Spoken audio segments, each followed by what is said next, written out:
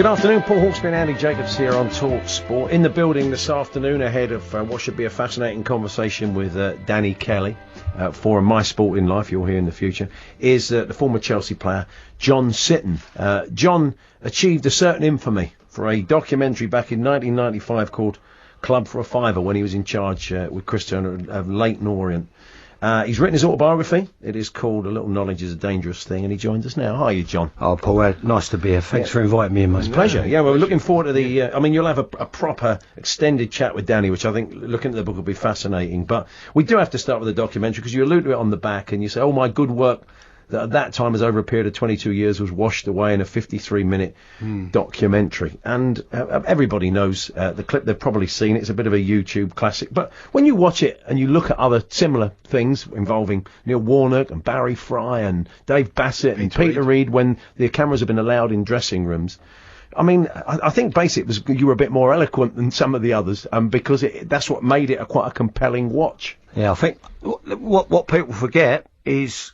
Well, one of quite a few things, Paul, is like it was quite lucid. I thought what I said. Yeah, I watched it back today. Yeah, if you take out some of the foul and abusive language, you know what I mean. But I felt it was quite coherent and quite lucid. You know what I mean? And I think I've been probably judged too harshly. I had a thing with a guy on social media the other week. He says, "Oh, you're out to go. You claim you're a visionary," and I said, "Well, I've never claimed to be a visionary." I said, "I've just got a PhD in basically coaching and common sense." I said, "That's hardly visionary." I said, "But seeing as you put it like that," and he said, "Well, people in the game, you're out." He said, "Because they know."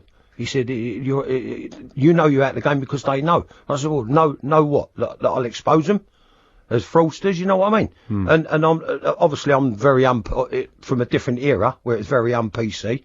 I like to think I've moderated me behaviour a little bit now. My managers still talk in dressing rooms like that to players, or don't they anymore? You don't think they're able? Can you talk to players like that in the dressing room now? You all know this better than me, John, but I'd imagine you can only do it so often. You can't keep doing that, can you? You can't keep having a meltdown, otherwise the players will stop listening. Fantastic that you've said that, because that's the other thing. I mean, it probably happened 3 or 4 times during the course of a year, part of which encompassed me keeping them up the previous year, when the previous manager went on to be the highest paid gardener in Loughton for 15 months, you know what I mean?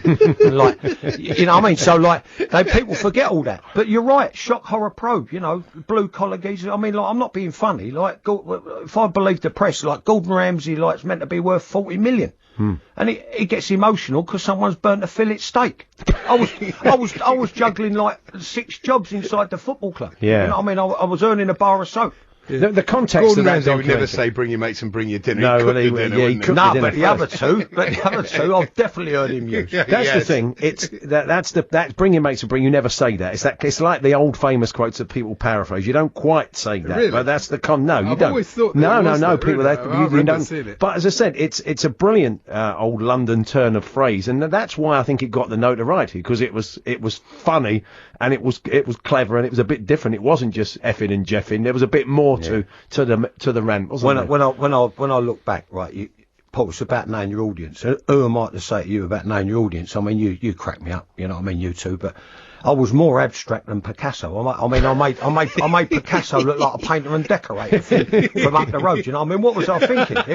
It was embarrassing. But when you hear the stories, I mean, one of my managers, right, I'll mention it in the book, so I'll come out. Frank Clark, he chinned an opposition player, the boy at Palace now, Millen, because he went over the top on one of our boys, and there was a big ooh, and it shocked me, because Frank's one of the most easygoing, placid. Now, the point I make is, right, after you're organised, this is my opinion, right, and I think I'm as entitled as anybody, in my opinion. It's somewhat gladiatorial. It's a professional sport. Now, after your organisation and after your structure and after your fitness work and after all make the list, right? We get to the bottom of the list, right? What it's about now as a player, as a coach now, and I'll fully accept the fact that you've got to be forensic and you've got to be erudite and you've got to get in and coach and get out and blah blah blah. I fully accept. But what I was trying to say to the players, I'm ready to rage now. And sometimes managers would pick on me, because they said, you're the only one in the dressing room, which I've alluded to in the book, that can handle it. You're the one who've only got the shoulders with the shoulders broad enough. If I say this and this to him or him, they'll crumble. You know what I mean? So the bottom line is, I read the script then that they're basically trying to provoke a reaction at you. They're trying to get your blood up. They're trying to appeal to your pride and your ego as a professional sports person and as a man. And that's all I was trying to do fundamentally. But there's much more to you than that documentary. And in the book, you've got opinions on today's football, which are very interesting, about England, about youth players, about homegrown talent. You've got a lot of views about today's game, haven't you? Yeah, I'm glad you raised that, and I mean, I've had this. I mean, I've never been, because I think it's distinctly lacking in football and in society in general, and it's something I picked up from like Eastern culture that I've been involved in. You know, I think there's a distinct lack of humility, and I've probably gone overboard. Like my missus, bless her, she said you're a person of two extremes. You know, and this is probably the first time in my life with the book and everything that I've come out. You know,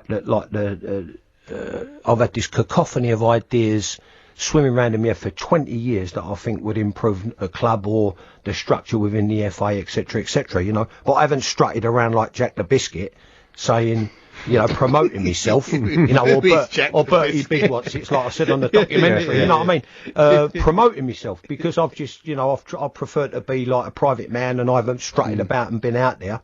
But I think it's fair to say that with what I went through, particularly when I went back to convert to the UEFA in '97, some of what goes on up there is laughable, and no two ways about it. It can be improved. And we'll talk about the managers that you admired and the people you worked under, and maybe one or two that you didn't, and also all sorts of matters. John Sitton is with us, and there'll be a much longer interview with Danny Kelly. You're here in the fullness of time.